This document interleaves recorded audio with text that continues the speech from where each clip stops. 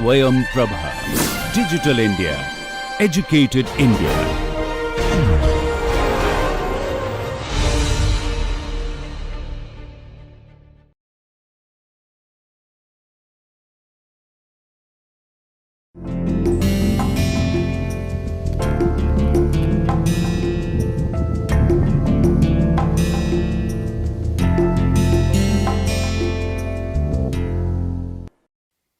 Hello and welcome to this lecture on dynamics. In the last class we looked at Lagrangian Euler dynamics and we saw how to compute the joint torques given the velocity at the joints. Today we'll continue our discussion of dynamics and we'll look at Newton-Euler dynamics. Now like kinematics, where we have forward kinematics and inverse kinematics, in dynamics also there is forward dynamics and inverse dynamics. Okay, so today we'll also look at that and then proceed to look at our Newton-Euler dynamic equations. Now in dynamics it's always very important to ask this question, that which is more efficient. So we'll look at the efficiency of Newton-Euler and Lagrangian Euler dynamic equations. So today we'll be discussing about Newton-Euler dynamics. First, a very quick recap on what we did in the last class. So in the last class we talked about Lagrangian Euler dynamics. And we said that Lagrangian Euler is basically an energy-based method in which we find the, so Lagrangian Euler is essentially an energy-based method. And in this energy-based method, we compute a scalar function which is called the Lagrangian, which is the difference of the kinetic energy minus the potential energy of the links. Then we put in the equation d dt of dl by d theta dot minus dl by d theta is equal to tau. Okay, and we can simplify this by writing that it is d dt of dk by d theta dot minus dk by d theta plus du by d theta. Sorry, we are writing ke. So is equal to tau. Okay, where u is my potential energy and k is my kinetic energy. Okay, so this also I can write it as k minus u. Okay, so what we can do is that in the last class we solved the problem where we looked at a manipulator which had a prismatic joint, and then we had and it had a revolute joint. Now very quickly going back to that, so we can go back very quickly to that problem which we solved in the last class, and it had a structure of the manipulator was something like this. There was a revolute joint here. This is my Z0, Z1, Z0, Z1 axis. Then there was a prismatic joint here. Okay, this was my prismatic joint. So theta 1 is the variable here and d2 is the variable there. Okay, please refer to the last class. M1 is the mass, M2 is the mass here. So please refer to the last class notes in the last class lecture where we derived the equations. Today I'll just write out the final terms and then we will proceed. Now when we found the kinetic energy and the potential energy, we found something which was very interesting here, and that is that the joint number 2, although it's a prismatic joint, that means it moves like this. Okay, it's prismatic, but because the previous joint is a rotating joint, when the previous joint rotates, it subjects the next joint, the prismatic joint, also to velocities, linear velocities. Okay, so that is something that we found interesting, that in dynamic equation the velocities propagate from joint to joint. Now we derived the final equation, and our final equation came out of the form m. So tau 1 tau 2, if I'm writing it in matrix form, tau 1 tau 2 is equal to the inertia matrix, which is equal to m1 L1 squared plus IZZ1 plus IZZ2 plus M2 D2 squared, and that is 0, that is M2. And at the bottom there is 0 and M2. So here we have theta 1 double dot, and here we have D2 double dot.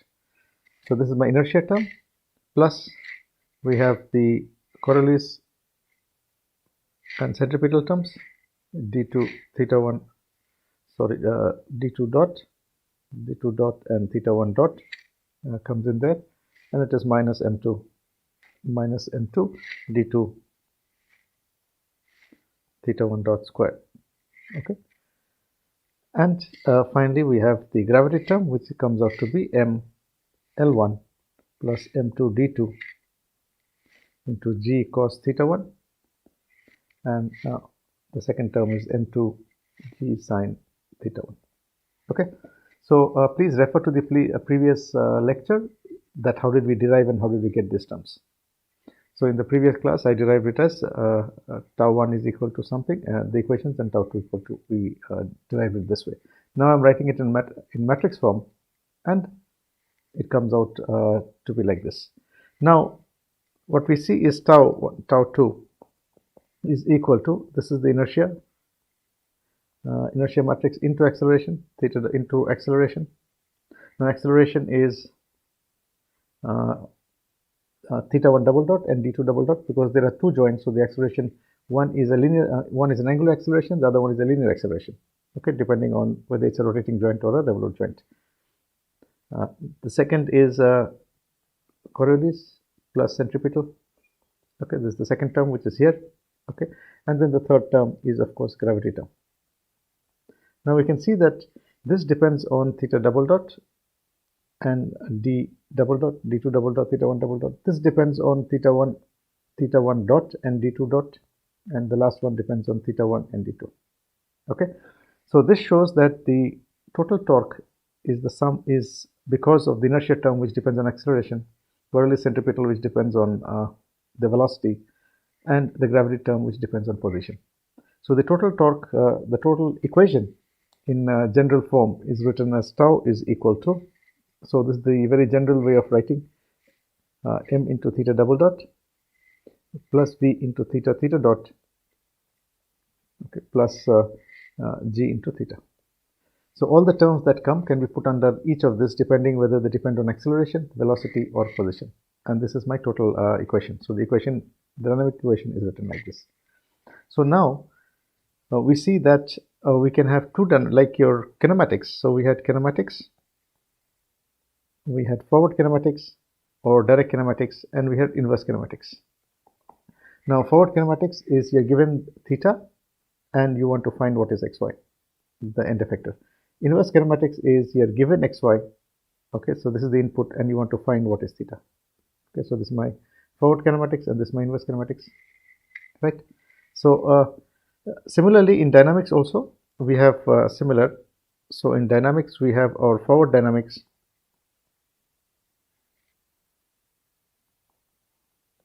and our inverse dynamics, which is based on this equation.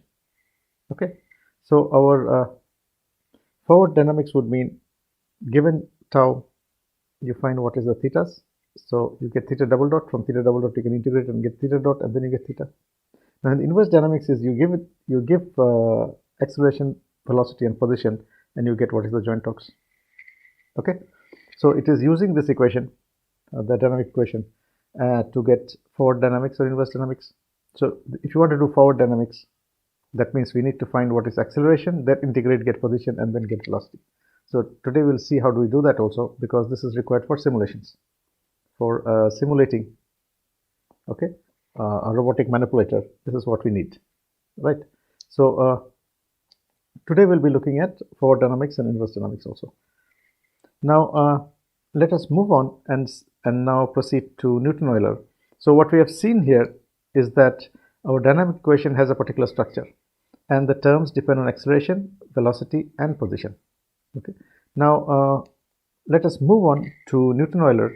Now Newton-Euler method is a force-based method, and it is basically considering Newton's formula and Euler's. So today we start with Newton-Euler. So Newton-Euler, okay, formulation. So in the Newton-Euler formulation, it is basically using Newton's equation. Now we know that we have a rigid body like this. This is a link, and the rigid body is moving. So this is my link, and this is my let's see, this is the link is on this side. Now, if this link is moving, okay, then we have to supply forces, right, to cause motion. So if there are forces being given in this direction, F, so this will cause an acceleration in that direction, which is V dot. So Fi we can say, and Vi dot. Okay, so this is Newton's, this is the force is equal to mass into acceleration. So the force here is equal to mass into Vc. Okay, mass into acceleration, right? So this is Newton's law. A link which is moving with a particular acceleration, we have to give a force. So this force is equal to mass into acceleration. Now, so this is one equation which we are using. Now, some things to note about that. Where is this force acting? This force is acting at the CG of the link. So this is my CG of the link. Okay, so that is to be noted. The next is Euler's. So we have the link again. This link is subjected to angular velocity and angular acceleration. Okay, so this is my link again, and this link now is subjected to, the center of it is subjected to a moment n, and this moment causes a angular velocity omega and an angular acceleration omega double dot omega dot. Okay, so this is a rigid body subjected to a moment and which is having an angular velocity and angular acceleration. Okay.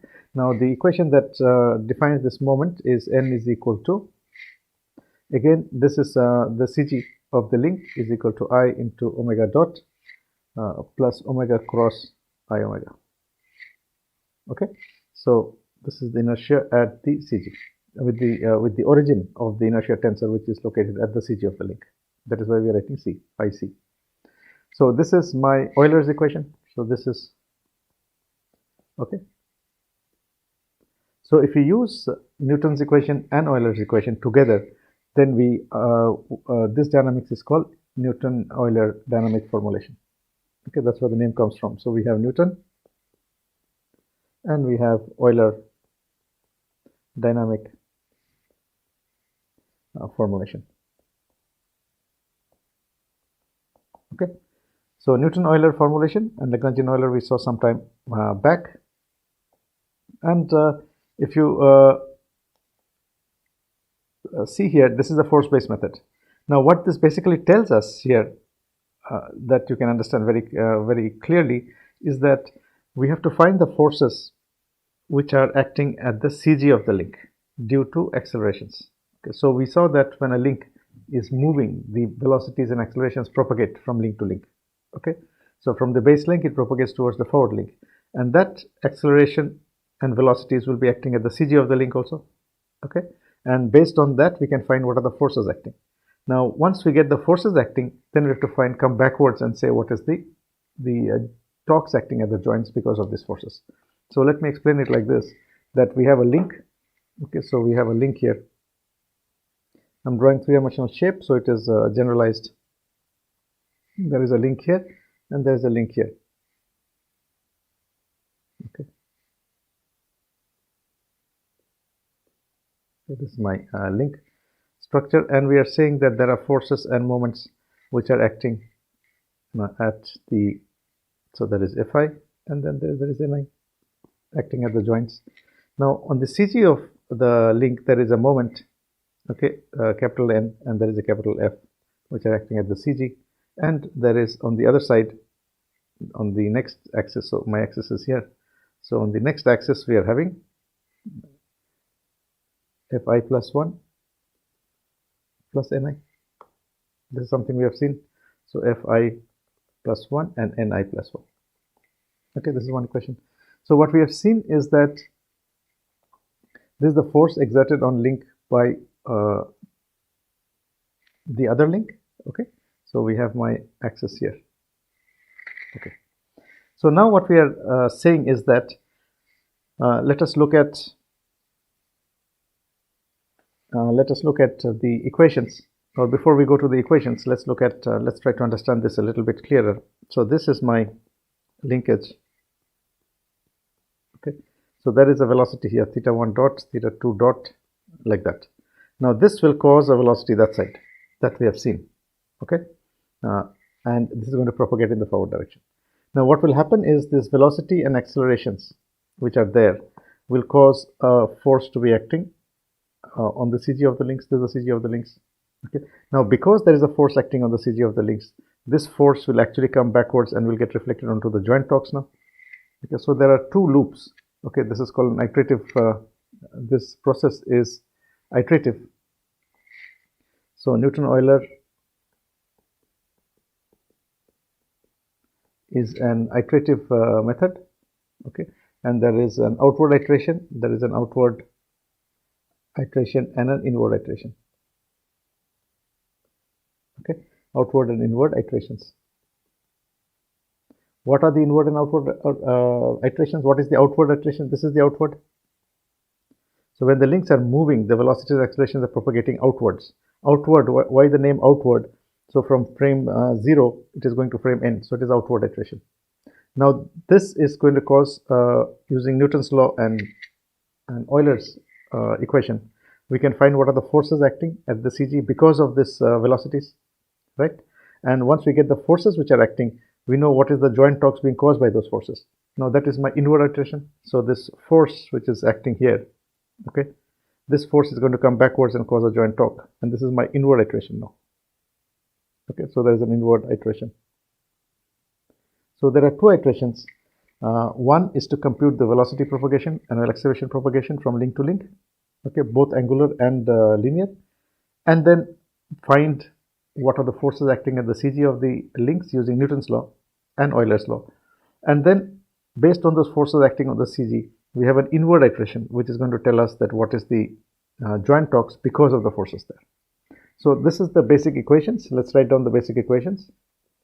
We saw the velocity propagation in the last class. I think when we talked about velocity and static forces, we looked at the velocity propagation. Now let us look at the acceleration propagation. So let's first look at the outward iterations. Okay, that means from frame 0 to frame n, how the velocities are moving outward. So to go from link to link, we get I plus 1, I plus 1.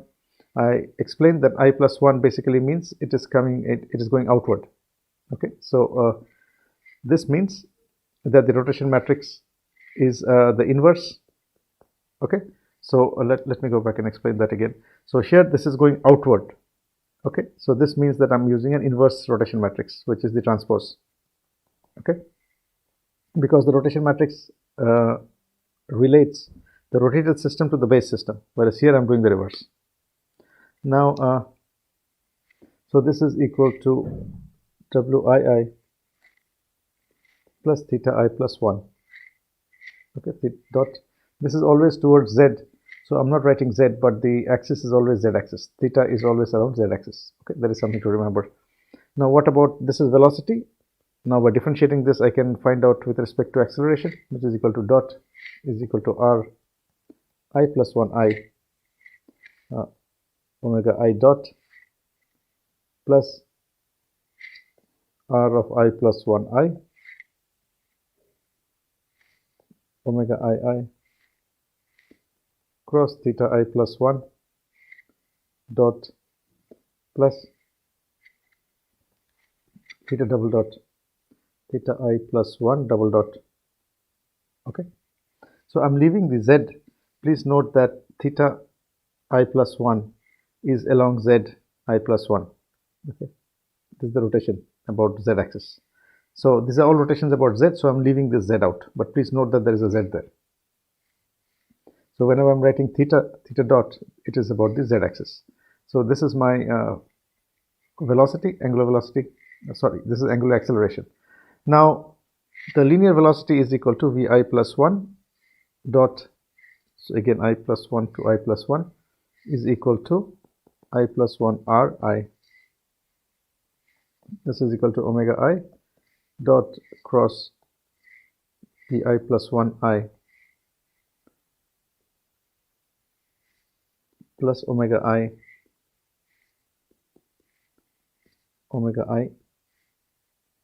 cross Pii plus 1 plus Vii dot. Okay, so what we saw is that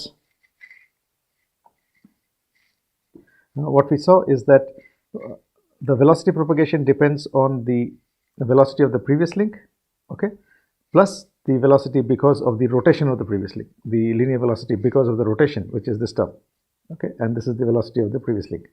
Now that is the acceleration, the linear acceleration, okay. So we have computed velocity, okay, angular velocity, angular acceleration, then we have computed linear acceleration. Now we are interested in finding the velocity at the CG of the link.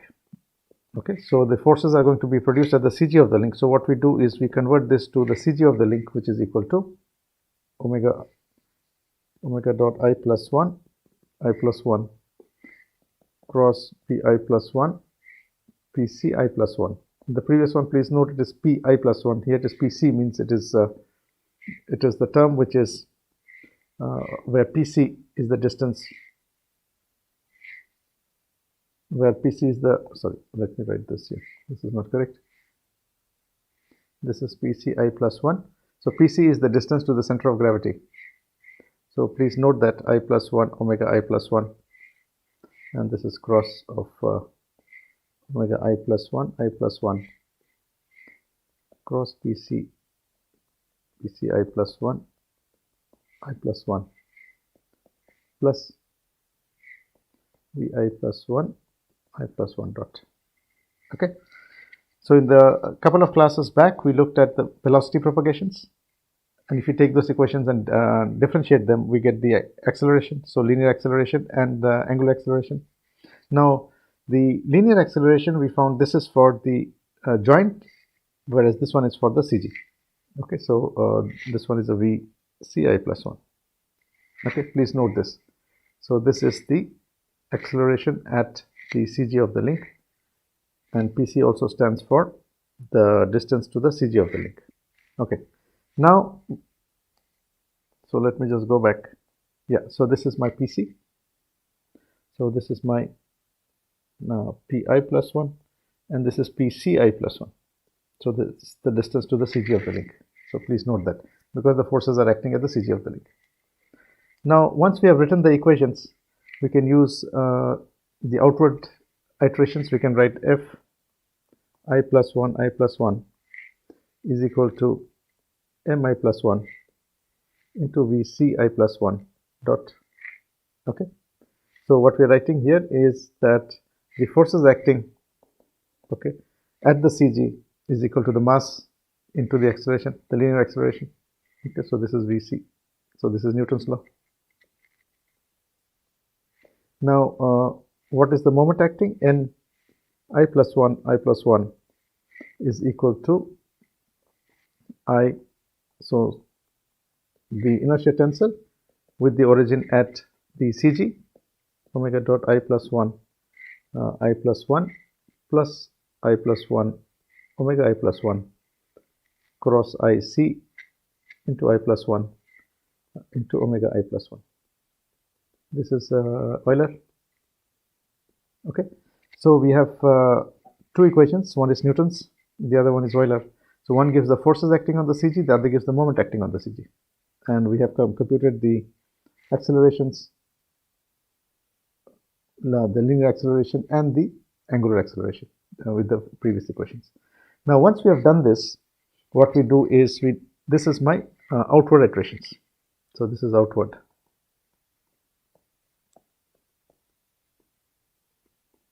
Okay, so this is the outward iterations where we have got the forces acting on the CG. So this is my manipulator, and this is rotating, theta 1 dot, theta 1 double dot, theta 2 dot, theta 2 double dot. Okay, because of which, so this is going like that, outward. Now this is subjecting the CG to forces. So there are forces and moments acting on the CG.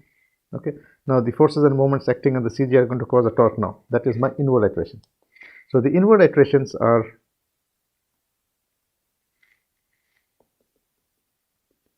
to find the joint torques because of the forces.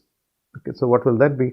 So the force, the capital force which is acting at the CG link is equal to, will cause forces at the joints, is equal to Ri I plus 1. This is equal to I plus 1 F of I plus 1 plus Fi. Okay, what is capital F is the force acting at the CG, and this is the force at the next joint. So this is coming backwards. So what do I mean by coming backward is that the forces which are acting will come in this direction now. Okay, so that is why it is called the inward iteration. So this is the force and this is the moment. NII is equal to the moment acting at the CG plus I plus 1 R, I plus 1 and I plus 1 plus PI PC I cross FI. This is something we have seen before also. Okay, plus PI into I plus 1 plus R of I plus 1 into Fi plus 1. Okay,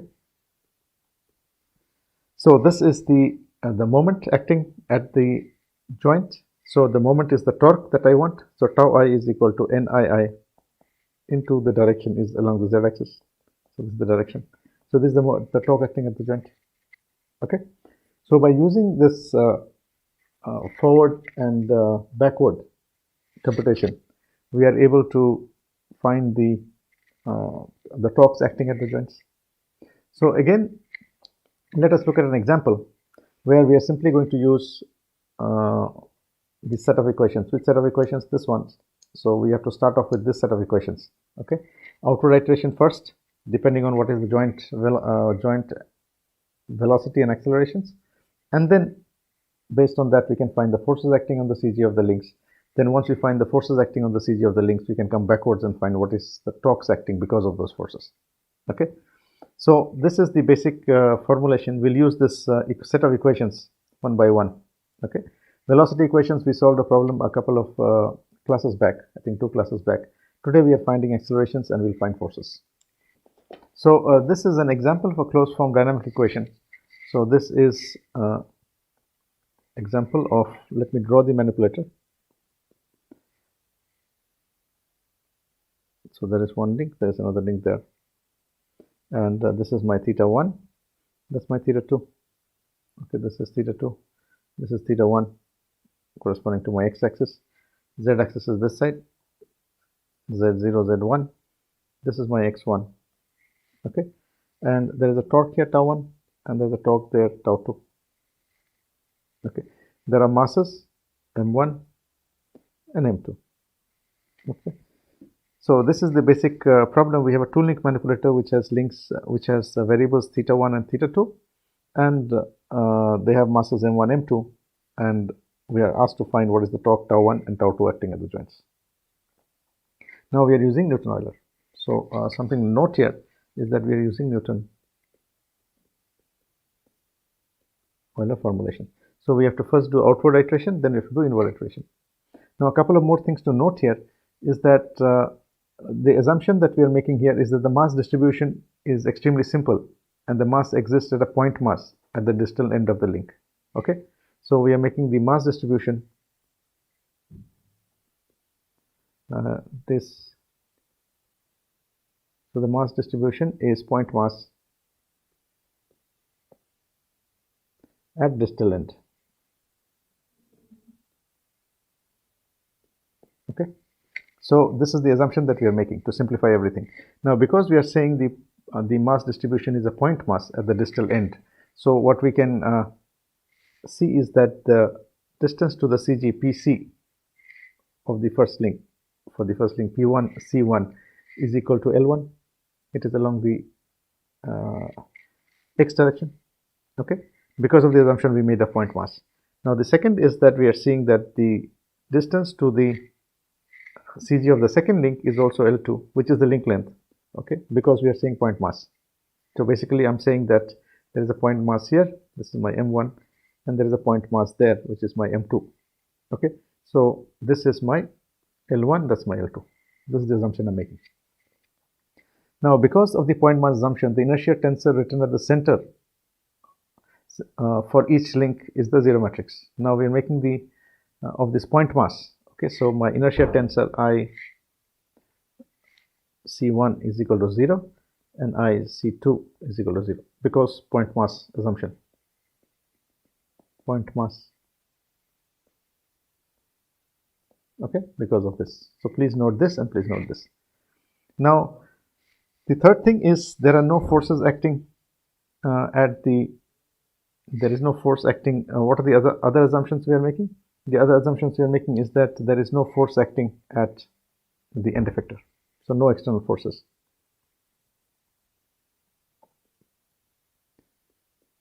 So this means that F3 is equal to 0 and N3 is equal to 0.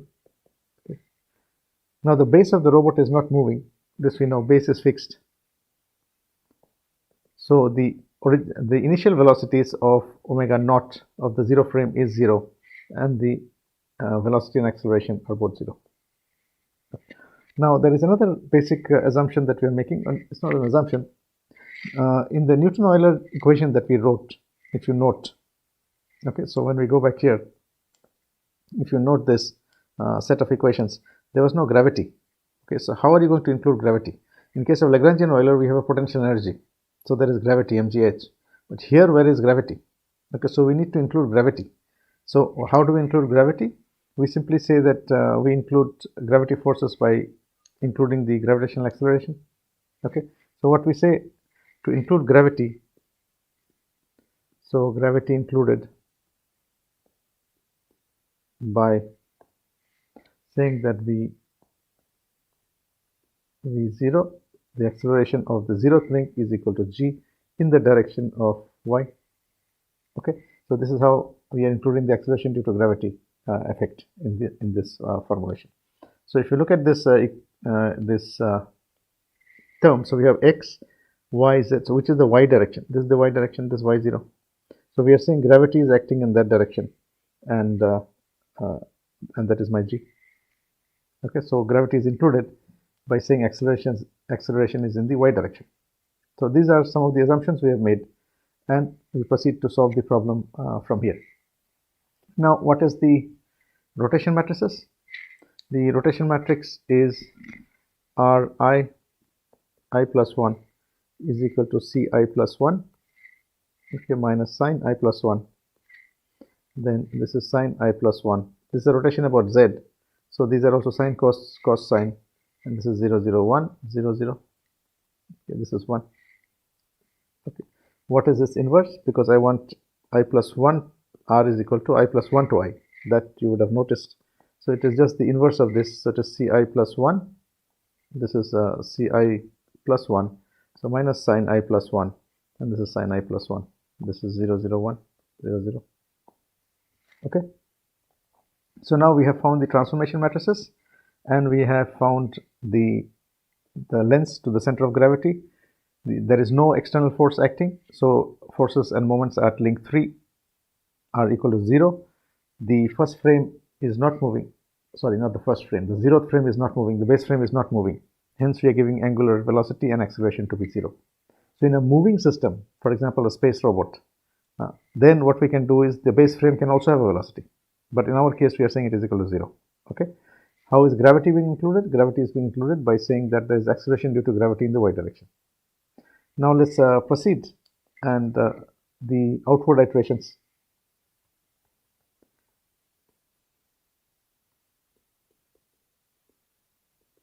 So this outward iteration is essentially the effect of velocity and acceleration from link to link, propagation. So the first one is equal to theta 1 dot is equal to 0, 0, theta 1 dot. Okay. Now we are given that the variable is theta 1, so the velocity is theta 1 dot. Okay, so the first one, the angular velocity, is theta 1 dot in the z direction. What is the acceleration?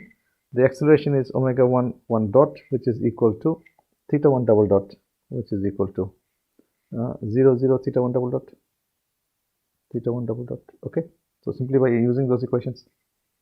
What is the velocity of the first joint? Now note that there is the velocity of the previous joint, that is 0 joint, is 0. Okay, but sorry, the 0 frame rather, the 0 frame is 0 velocity. Okay, so but note that there is a gravitational acceleration. So v1 dot is equal to cos 1 sin 1 cos 1 0, 0, 1 0, 0 into this term, there is a g there, 0g0, which is equal to g into s1, g into c1 and 0. Okay, so please note that although frame 0 and frame 1, so it was something like this. So this is my first link, right? So my frame 0, z0, z1 is here, x0 is here, and x1 is here. Okay, so if you're seeing the origins are the same, and the 0th frame doesn't have a linear velocity, okay, and nor does it have an angular velocity, but there is an acceleration due to gravity in this direction. So why not? There is a g there, and that is the one that is coming here. Okay, so v1 dot is equal to the acceleration due to gravity. Now what about, so this is the acceleration due to gravity which is acting on the first frame. Now what about the acceleration due to the forces, the linear velocity which is propagating to the CG of the link, that is equal to Vc1 now, okay, plus minus L1 theta 1 dot squared 0 0 plus gs1 gc1 0. Okay, so this is equal to, so we had the velocity of the frame, okay, that is essentially because there is acceleration due to gravity. Now when we are looking at the effect of this on the CG is at the distal end of the link, which is Vc1, and it is at a distance of L1. So what we are finding is the linear velocity of linear acceleration of that is theta 1 dot squared plus gs1. Okay, here it is L1 theta 1 double dot plus gc1, and this is 0. Okay, so how did we get this? We just have to go back to our equation here, okay, the equations that we derived, the forward and backward equations, and get it from there. So Vc1 is equal to this term. So there are 3 terms there. You can see one term is here, one term is here, and one term is here. Okay, so that is how we have got our velocity, which is the angular acceleration, which is acting at the distal end of the first link, which is given by this term. So we have found the velocity, and we have found the angular velocities and the linear velocity. Okay, now so what is the force acting? So we simply use Newton's law and say the force acting on the first link is equal to F1 is acting at the CG, okay, is equal to minus what was the mass, L1, so it is L1 theta 1 dot squared plus M1 gs1, and it is M1 L1 theta 1 double dot plus M1 gc1, and this is 0. So this is the force which is acting on the CG of the first link. What about the moment? N1 is equal to 0 0 0. There's no moment. Okay, so on the first axis there is no moment. Okay, and now, well, this is not first axis, there is a CG of the first link, this is the CG of the first link, force and moment at the CG of the first link, not axis. Now the outward iterations for so once we have done that, we find the outward iterations for link 2 now. What we get is link 2 velocity is equal to the sum of the velocity of the previous link plus its own velocity plus theta 2 dot. Okay, there is velocity propagation, right? So the velocity of the second link is equal to its own velocity, which is theta 2 dot, plus the velocity of the plus the previous link, which is theta 1 dot. So this is equal to, and then from here we get accelerations. So we get is 0 0 theta 1 double dot plus theta 2 double dot. Okay, so outer iterations for the second link is done this way. Then what we do is we have to compute the linear velocities. Now the linear velocities to linear acceleration, is equal to c2 sine 2 cos 2. This is minus 0 0 1. This is 0 0, and then we get the velocity of the previous link. What was that equal to? Is equal to theta 1 dot squared plus g into s1 L1 theta 1 double dot plus g into c1 into 0. Okay, which is equal to, so this term is equal to L1 theta 1 double dot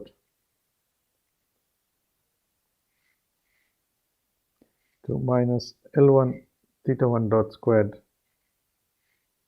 C2 plus GS12 L1 theta 1 double dot C2 plus L1 theta 1 dot squared, okay, theta 1 plus, sorry, this is L1. So L1 theta 1 dot squared S2 plus G into 1 2, okay, and that is 0. So this is the velocity of the, sorry, this is the this is the acceleration, the linear acceleration of joint 2. Now this is going to cause an angular acceleration, okay, at, so that's not VC, sorry, this is V2. This is going to cause angular acceleration at the CG, which is equal to 0 L2 theta 1 double dot plus theta 2 double dot, okay, plus minus L2 theta 1 dot plus theta 2 dot squared, this is 0 0, plus, you have to sit down and do this by hand. It's not difficult, but we just have to refer to those equations and just keep expanding them, that's all. Theta 1 dot squared C2 plus G into S12, and then the second term is L1 theta 1 double dot C2 plus L1 theta 1 dot squared S2 plus G C12, and this is 0. Okay.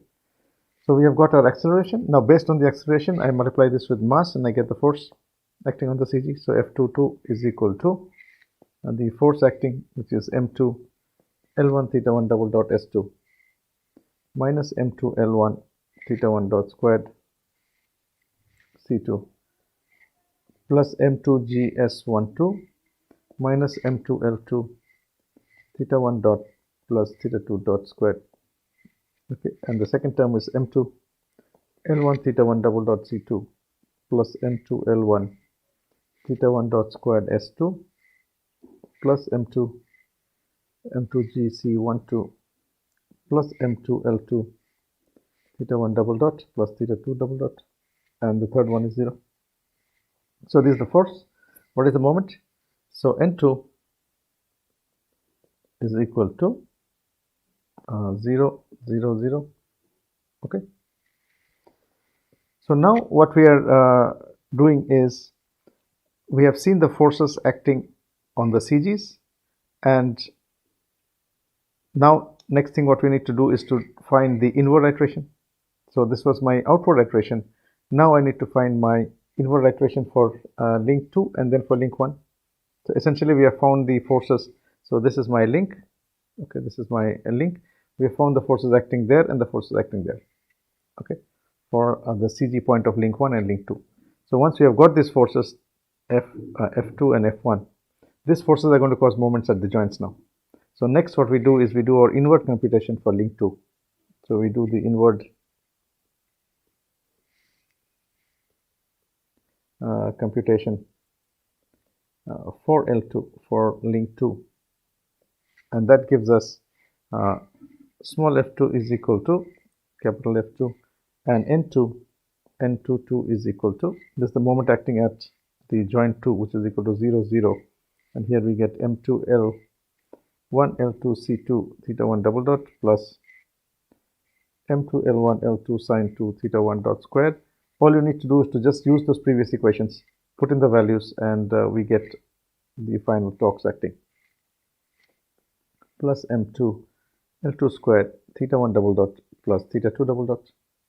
Okay, so this is the torque acting at the second joint.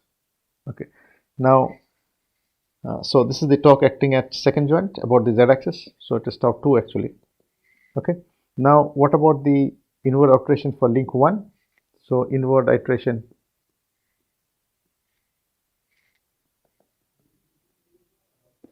for link 1 what we get is f1 is equal to f1 is equal to cos 2 minus sin 2 cos 2 0 0 1 0 0 into m2 L1 sin 2 theta 1 double dot minus m2 L1 cos 2 theta 1 dot squared plus m2 g sin 1 2 minus m2 L2 theta 1 dot plus theta 2 dot squared is the first term. The second term is m2 L1 cos 2 theta 1 double dot plus m2 L1 sin 2 theta 1 dot squared plus m2 gc12 plus m2 L2 theta 1 double dot plus theta 2 double dot. Okay, and the last one is 0. So these are three terms. Okay, so the first term, second term, and third term. Plus there is one more term here. So the plus it is minus m1 L1 m2 dot squared plus m1 gs1, and we have m1 L1 theta 1 double dot plus m1 gc1 0. Okay, so it is this plus this. Now what we are seeing is that this is the force acting. What is the moment acting? Moment acting N1 is equal to this is made up of three terms 0 0, and n is always about the z-axis, so it is m2 L1 L2 cos 2 theta 1 double dot plus m2 L1 L2 sin 2 theta 1 dot squared plus m2 L2 g cos 1 2 plus m2 L2 squared theta 1 double dot plus theta 2 double dot. Okay, this is one set. The second set is 0 0 m1 L1 squared theta 1 double dot plus m1 L1 gc1. Okay, plus we have 0 0 m2 L1 squared theta 1 dot double dot minus m2 L1 L2 sin 2 theta 1 dot plus theta 2 dot squared plus m2 L1 g s2 s12 plus m2 L1 L2 cos 2 theta 1 double dot plus theta 2 double dot plus m2 L1 g c2 c12. So this is the torque at the first joint, so this is also equal to torque 1, tau 1. So tau 1 is the joint, the torques acting at the first joint. So we have found the torques acting at the first joint and the torques acting at the second joint. Now if you write it in the form of the dynamic equation, the way it is written in terms of acceleration, velocity, and then tau 1 comes out to be equal to tau 1 is equal to m2 L2 squared theta 1 double dot plus theta 2 double dot plus m2 L1 L2 cos 2 twice theta 1 double dot plus theta 2 double dot plus m1 plus m2 L1 squared theta 1 double dot minus m2 L1 L2 sin 2, and this is theta 2 dot minus twice m2 L1 L2 sin 2 theta 1 dot theta 2 dot minus m2 L2 g cos 1 2 plus m1 plus m2 L1 g c1. Okay, and tau 2 is equal to m2 L2 L1 L2 cos theta 1 double dot plus m2 L1 L2 sin 2 theta 1 squared plus m2 L2 g into cos 1 2 plus m2 L2 squared theta 1 double dot plus theta 2 double dot. Okay, now you can see that the torques depend on acceleration, they depend on velocity theta dot, and they depend on position. Okay, so you can find the terms that are there are depending on acceleration, they depend on velocity, and there are also position terms, which is the sine theta 1 plus theta 2 and cos theta 1.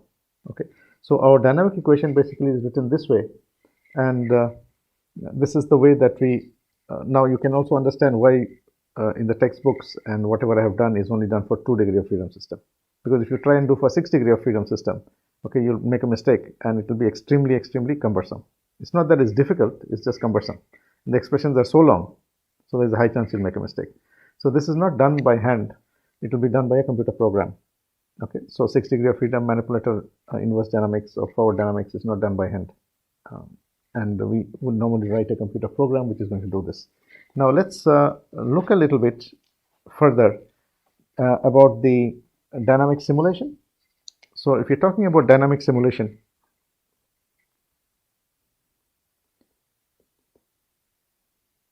this is used for simulating the robotic manipulator. So we have taken our dynamic equation tau is equal to m into theta double dot plus v into theta theta dot plus g, and if there is an external force, then it is okay. So this is external force. Okay. Now if you write it this way, then we need to find, for simulating it, you need to find the position velocity at every instant. Okay, so what you need to do is you need to find acceleration from here, and this is going to become equal to tau minus v theta theta dot minus g theta minus, there is a theta here, d theta minus f of theta theta dot. Okay. This is external force, friction, whatever you want to put, you can put it in there. Okay, and this can also be made equal to 0. Now so this is going to give us, you have to find theta double dot by integration. From theta double dot we can find theta, and then we can theta double dot we can find theta dot, and then we can find theta. Okay, so we can use numerical integration for doing this. Okay, so we can find we can use numerical integration techniques. Now one way is by the Euler integration. Okay, we can do Euler integration with conditions, the initial conditions of theta dot at 0, theta at 0 is equal to theta dot, and theta dot 0 is equal to 0. We can start from here and numerically integrate. T plus del t is equal to theta dot t plus theta double dot t into del t, and we can find that is velocity, this is acceleration, this is position, plus del t is equal to theta of t plus into del t plus half theta double dot t into del t squared. Okay, so we can find, by numerically integrating, we can find position, velocity, and acceleration.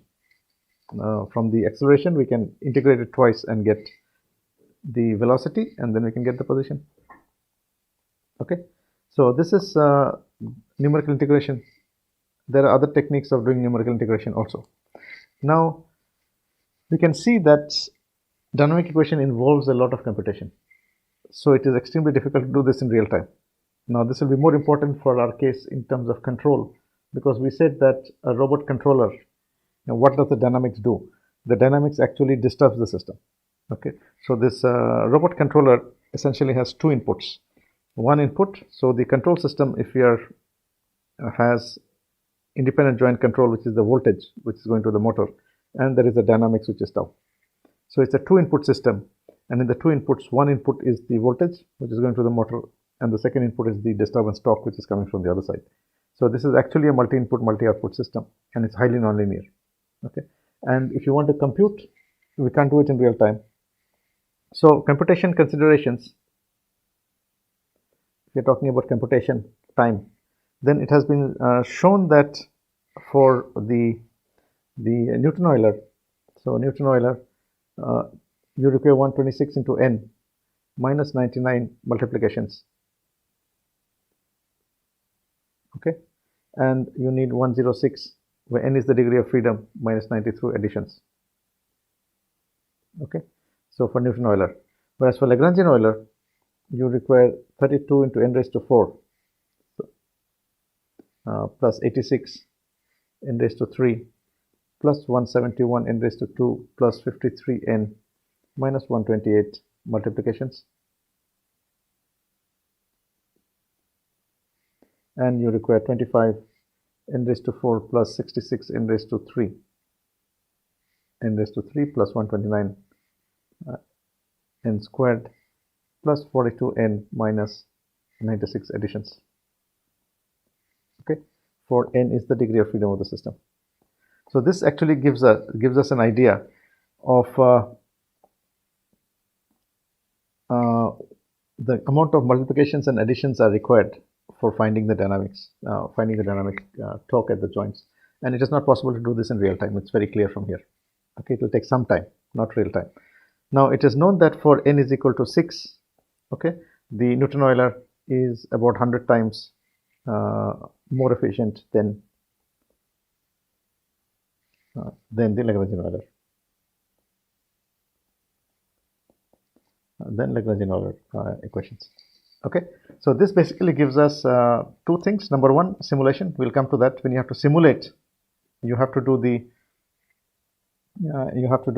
forward dynamics. Okay, and for which you have to do numerical integration, find the acceleration, and then from that integrate and get velocity, and then integrate again and get position. In terms of computational complexity, we have seen that our Newton-Euler is about 100 times more efficient than the Lagrangian-Euler, because in Newton-Euler the multiplications are much lesser. You can see that a very low number of multiplications are required. So today we will stop here. And in the next class we'll move on to trajectory planning, and then we'll move on to sensors, actuators, and controllers. So we'll stop here. Thank you.